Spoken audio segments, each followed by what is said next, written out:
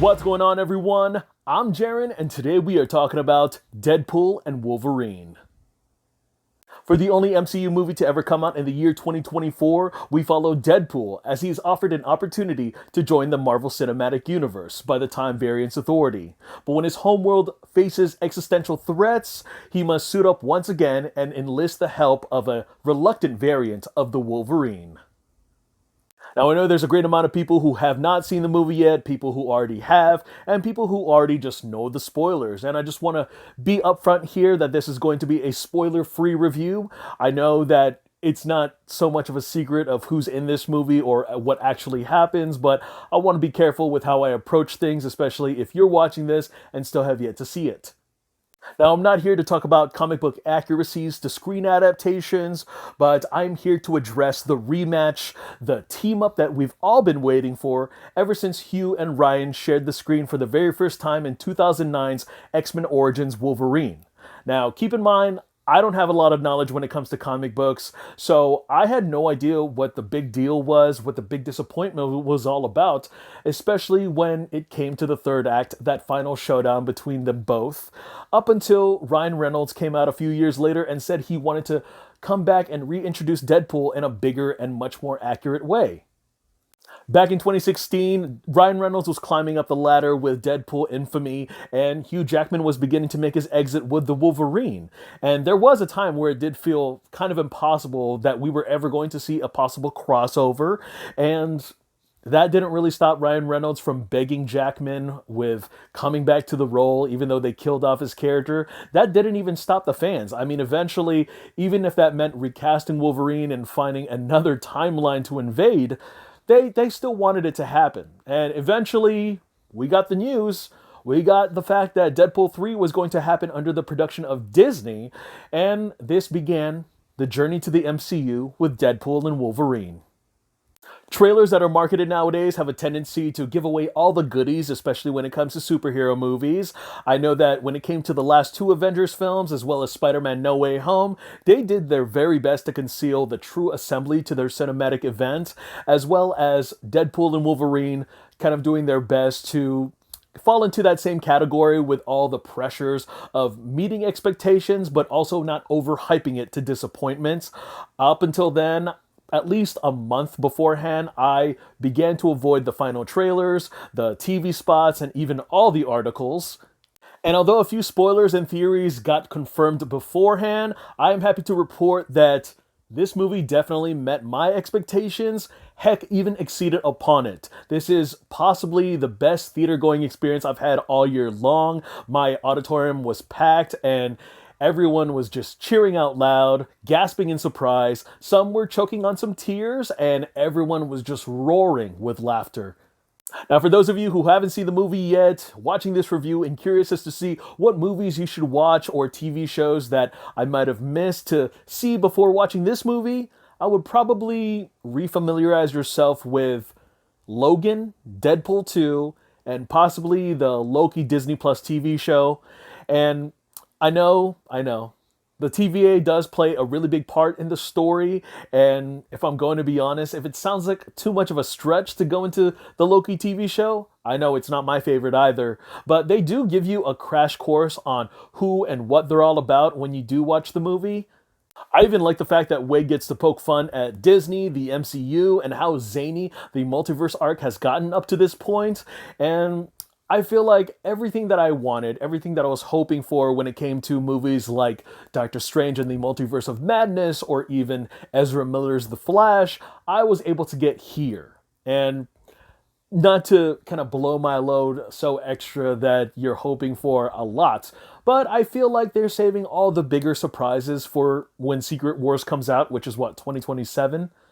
Ryan Reynolds and Hugh Jackman are a match made in bloody heaven. From their heated banter to their bromance, they just have great chemistry and character dynamics, from Deadpool being a very jokey and over-the-top kind of character, while you have Wolverine being very brooding and brutal in many ways. And it's like the characters have not skipped a beat at all. And not only do we get to see our heroes go on a quest together, but they get to share some of the most relentless and outrageous fight sequences throughout the entire MCU, especially with how bloody it could get. This could possibly be the goriest film of the MCU to date.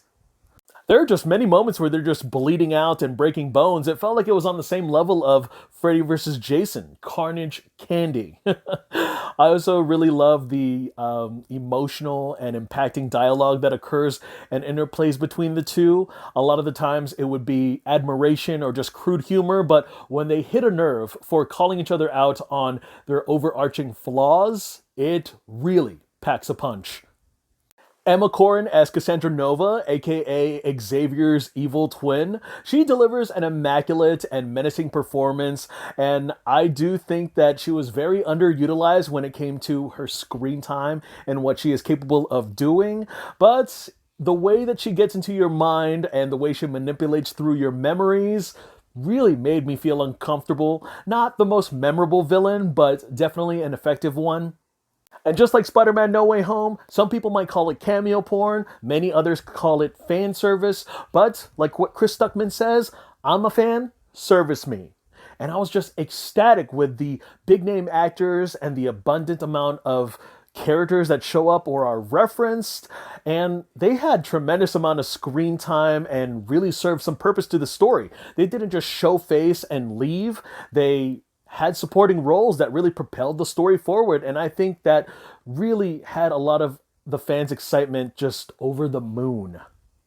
I was very much worried, as much as everybody else, of how they were going to bring back Logan in here without tainting his ending, tainting his legacy that he left in his last solo film. And although I was very much expecting the approach that they were going to go, I really got a good laugh about it, as well as the direction of Sean Levy made me very nervous because he is very well known for the family comedies, for the romantic comedies, as well as some sci-fi favorites, which he has worked with Ryan Reynolds and Hugh Jackman before, like Free Guy or Real Steel, and also Stranger Things. I was just thinking that this project was going to be a lot for him to handle. And I tip my hat to Mr. Levy because not only has he proven that he can handle a large star-studded cast or even win the approval by producer Kevin Feige, but he also has the ability to balance the entertainment side of things as far as action, heart, and humor goes, from the framework to its final execution. And just like any other Deadpool movie, I feel like not everyone will be on board for the humor that presents itself here. Not a lot of the jokes are going to hit as much as it is going to be for everyone else, including a few one-liners that just kind of rapid fire. And I think that's okay. I mean, I was totally fine with it. I know that there are some niche jokes that break the fourth wall, where Deadpool addresses some jokes that involve the real world or the film industry or even, the world of superheroes, where you would have had to keep up with every single installment in the MCU.